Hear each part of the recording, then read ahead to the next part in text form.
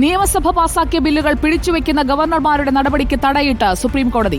ബില്ലുകളിൽ തീരുമാനമെടുക്കാൻ കോടതി സമയപരിധി നിശ്ചയിച്ചു. പരമാവധി 3 മാസത്തിനുള്ളിൽ ഇനി തീരുമാനമെടുക്കണം. 10 ബില്ലുകൾ തടഞ്ഞുവെച്ച ഗവർണർ ഡോക്ടർ RN രവിയുടെ നടപടി സുപ്രീംകോടതി റദ്ദാക്കി.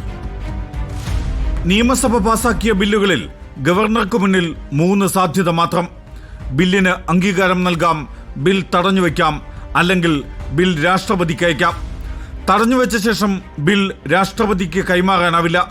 ബില്ലുകളിന്മേൽ ഗവർണർക്ക് സ്വതന്ത്രമായ തീരുമാനമെടുക്കാനുമാവില്ല. ഭരണഘടനാനുസൃതമായി മാത്രമേ തീരുമാനമെടുക്കാനാകൂവെന്നും സുപ്രീംകോടതി.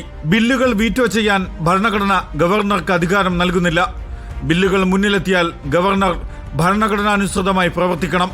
ഭരണഘടനയെ മോശമാക്കുന്ന പ്രവൃത്തിയാണ് സംഭവിച്ചതെന്നും ഭരണഘടനാ ശില്പി ഡോക്ടർ BR അംബേദ്കറുടെ വാക്കുകൾ ഉദ്ധരിച്ച ജസ്റ്റിസുമാരായ JB Pardiwala, justice R Mahadevan എന്നിവർ ഉൾപ്പെട്ട ബെഞ്ചിന്റെ വിമർശനം. ഭരണഘടനയുടെ അനുച്ഛേദം 200 അനുസരിച്ച് എത്രയും വേഗം എന്നതിന് സമയപരിധിയും സുപ്രീംകോടതി നിശ്ചയിച്ചു. നിയമസഭ പാസാക്കിയ ബില്ലിൽ 1 മാസത്തിനകം തീരുമാനമെടുക്കണം. തീരുമാനമെടുത്തില്ലെങ്കിൽ 3 മാസത്തിനകം മന്ത്രിസഭയ്ക്ക് ബിൽ ഗവർണർ തിരിച്ചയക്കണം.